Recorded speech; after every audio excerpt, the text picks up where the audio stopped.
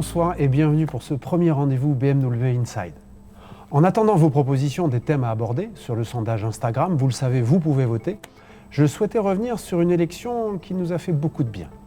En effet, Série 2 Grand Coupé a été élue par un jury indépendant plus belle voiture de l'année.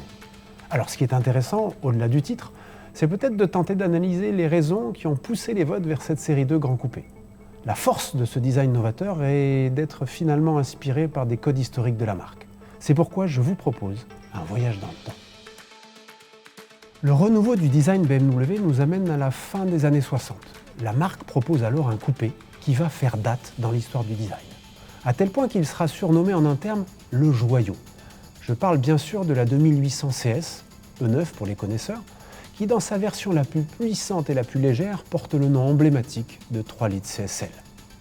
Nous retrouvons sur cette série de grands coupés tout l'héritage de cette icône. Je vous propose d'aller voir ça directement sur la voiture. Alors là voici cette série de grands coupés. On a un petit peu de chance, nous sommes sur un modèle M235i. On va retrouver les éléments de design dont on parlait sur les coupés historiques de la marque.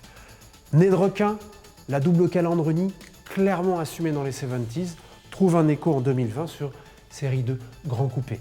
Elle arbore le nez typique des BMW. Sur ce modèle, nous avons spécifiquement une calandre appelée Mesh Effect, traduction littérale à effet de maille, qui nous vient de l'univers de l'horlogerie.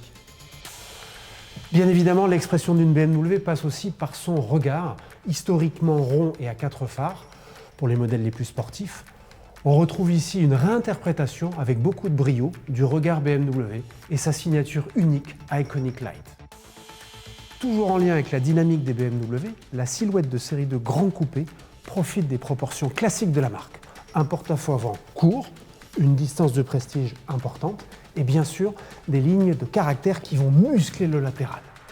On retrouve, et c'est bien un coupé, des portes sans encadrement ici. Autre élément caractéristique du coupé, une ligne de pavillon fuyante et évidemment cette fin de vitrage caractéristique chez BMW, le pan de Hofmeister. Vous le savez, plus le pan de Hofmeister est fermé, puis effectivement on sera sur un modèle sportif. Alors il faut savoir que M. Hofmeister était à la tête du design BMW.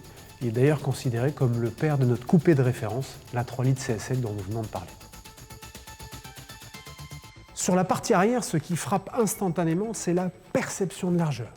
Elle est mise en scène ici notamment par la succession de lignes horizontales, mais aussi par les évents qui sont repoussés très à l'extérieur. Les critères historiques de design sont aussi respectés par cette construction pyramidale qui évoque clairement la stabilité. On note un affleurement des roues particulièrement soigné.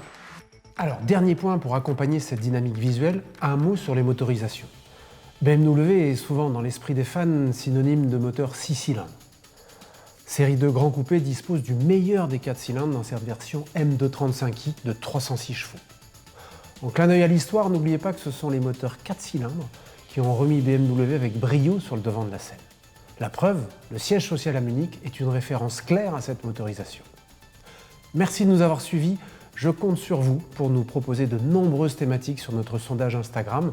Je les traiterai avec plaisir dans les prochains épisodes. En attendant, prenez soin de vous et restez chez vous.